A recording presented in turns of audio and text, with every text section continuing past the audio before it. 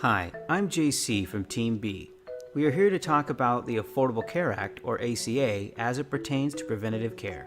The ACA was passed in March of 2010 and is dramatically changing the way that Americans get health insurance. This legislation includes many new rules that affect health insurance companies, healthcare providers, and the everyday consumer. To help improve healthcare in the United States, the ACA includes a requirement that health plans must cover preventative care at 100% without cost sharing when provided by an in-network provider. So what exactly is preventive care? Well, preventive care is routine health care that includes checkups, patient counseling and screenings to prevent illness, disease, and other health-related problems. All marketplace plans and many other plans must cover certain preventive services without charging you a copayment or coinsurance. This is true even if you haven't met your yearly deductible. However, this applies only when these services are delivered by a network provider, which also helps you avoid copayments. Some of the services provided include abdominal aortic aneurysm one-time screening for men of specific ages who have ever smoked, alcohol misuse screening and counseling, aspirin use to prevent cardiovascular disease for men and women of certain ages, blood pressure screening for all adults, cholesterol screening for adults of certain ages or at higher risk, and more. Women have a special list of their own under the PPACA, including preventative care relating to pregnancy, breast and cervical cancer screenings, osteoporosis screening for older women, as well as contraception and patient education and counseling. Hello, my name is Sandra Seeley, and I'll be identifying and discussing the emerging issues and trends surrounding the reasons for why preventative services are included in the Patient Protection Affordable Care Act, otherwise referenced to as PPACA. Improving our healthcare delivery system with an emphasis of chronic disease prevention and healthy communities is one of the 9 essential components of PPACA. This innovative opportunity required a strategy as well as the development of initiatives that would move our existing healthcare service delivery system toward a modernized public system. The initiatives fund efforts to improve access to preventative services that resulted in the development of healthy communities across our nation. Efforts to modernize disease prevention and improve the public health system through PPACA is about sustaining a national investment in prevention services. The strategy for prevention services will ultimately reduce the risk of chronic disease amongst millions.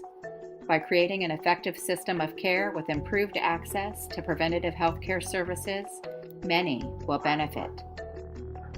The strategy PPACA uses to modernize the public health care system includes public awareness, education, and the implementation of pilot programs that ensure treatment to those at risk for chronic disease.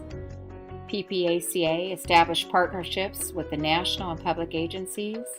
Collaborative efforts focused on how to promote awareness and access to preventative services were initiated.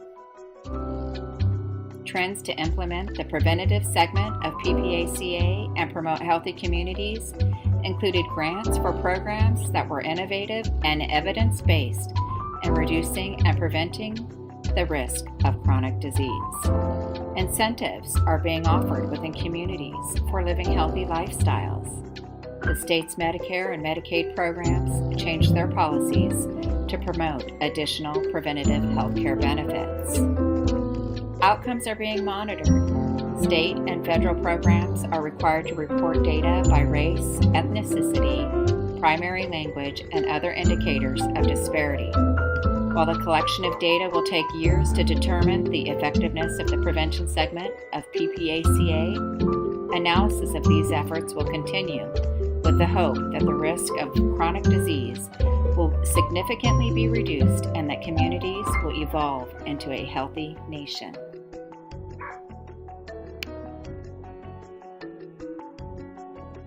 There are many areas of opportunity within the Affordable Care Act, especially with prevention.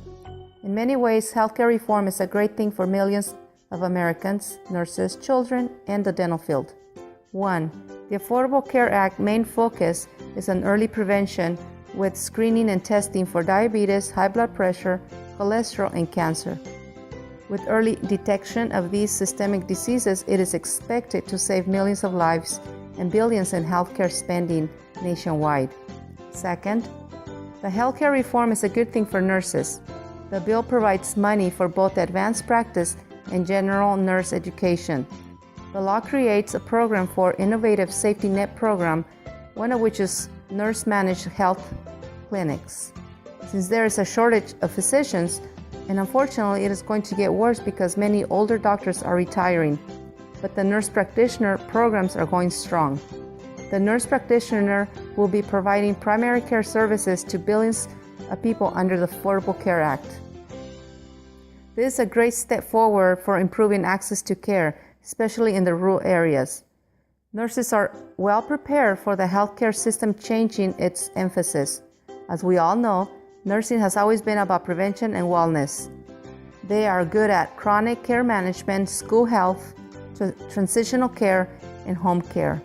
These are all areas of emphasis in the new law.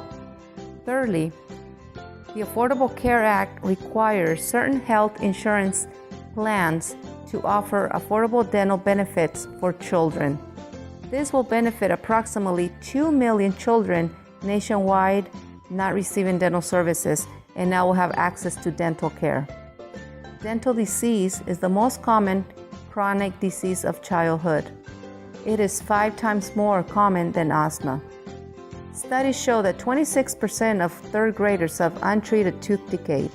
In the United States, children miss 52 million school hours per year due to tooth problems. In September 2014, a bill was signed to expand Medi-Cal coverage to teledentistry services, which will start January 1, 2015. This bill will enable the dental hygienist and the dental assistant to expand their scope of practice and reach people in the underserved areas, particularly in the rural areas. They will provide primary dental services to children in elementary schools, preschools, and nursing homes. Thank you. Hello, my name is Santiago. Implementing preventative services under the ACA nationwide could have some difficult challenges to overcome. First, the Supreme Court ruled states did not have to participate in the ACA, which would make states ineligible to obtain preventative services if they refuse to participate in the Affordable Care Act. Also, the states who have chosen to participate in the ACA have had some difficulties with enrolling people willing to benefit from its services. Another challenge to making preventative services available nationwide is that many Americans disapprove of the implementation of the Affordable Care Act. Therefore, chances of them participating in new preventative services is unlikely. The implementation of new policies is seldom without flaws, and much work has to be done to help overcome these obstacles so that the policies can meet their desired goals. Thank you. Millions of American families are benefiting from preventive services covered under the Affordable Care Act. The ability for people to have their insurance pay for preventive cares enables many to be seen by physicians to help avoid illness and improve overall health. Although some Americans still oppose the ACA and the services it is providing, few can deny it has given previously uninsured an opportunity to benefit from affordable health care insurance. Preventative services will not only improve the health of Americans, but also help to reduce healthcare costs and improve quality of care.